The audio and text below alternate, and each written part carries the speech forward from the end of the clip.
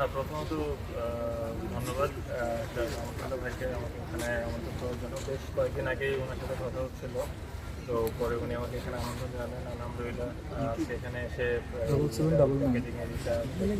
এবং আলহামদুলিল্লাহ ওনার সাথে কথা বলে যতটুকু বুঝলাম যে মানুষের জন্য উনি যতটুকু সম্ভব তার চেয়ে বেশি করার চেষ্টা করে, এবং ওনার যে সংস্থা যে কাজগুলো করছে এবং এটা মানে আনবিলিভেবল, এবং সর্বস্তরের মানুষ যেভাবে এসে ভলেন্টিয়ারি কাজ করছে এটা খুবই খুবই সম্ভব।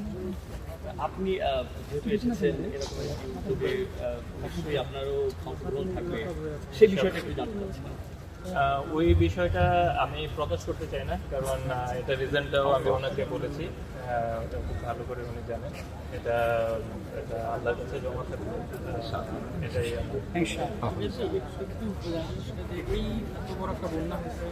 সাধারণ মানুষও কিন্তু আমরা দেখেছি এই শুধু মানুষ ঝাঁপিয়ে পড়েছে। আমরা টিএসসি থেকে শুরু করে সবখানে কিন্তু মানুষের যে উপস্থিতি বা এইরকম যে এগিয়ে আসা আগে কিন্তু হয়নি। একটু আসলে মানুষের মধ্যে যে মানবিকতাটা বাড়ছে কিনা বা এত বড় বন্যার কারণটা। অবশ্যই আমার কাছে মনে হয় এটা মানুষের ভালোবাসার টান, আল্লাহর অশেষ রহমত, এবং মানুষের প্রতি মানুষের ভালোবাসা না থাকলে এই জিনিসটা হয়তো হতো না। মানুষের যে টান, সেটা আমার ভাই হোক, আমার বোন হোক, আরেকজনের ভাই হোক, সন্তান সন্ততি হোক, সবাই আমরা চাই। তো এই কারণে হয়তো বা এই জিনিসটা হচ্ছে, এবং খুবই ইতিবাচক একটা দিক। সর্বোপরি এটা আল্লাহর অশেষ রহমত। এখানে আরেকটু কমপ্লিমেন্ট আছে যে আমরা দেখি যে সারা দেশব্যাপী তো সংগ্রহ হচ্ছে, বিভিন্নভাবে অংশগ্রহণ করছে অনেকেই, কিন্তু আমার কাছে যতটুকু মনে হয়েছে যে আসন্না ফাউন্ডেশনে এটা সব থেকে বৃহৎ পরিসরে হচ্ছে এবং সর্বোচ্চ সংগ্রহ হচ্ছে বলে মনে হয়েছে।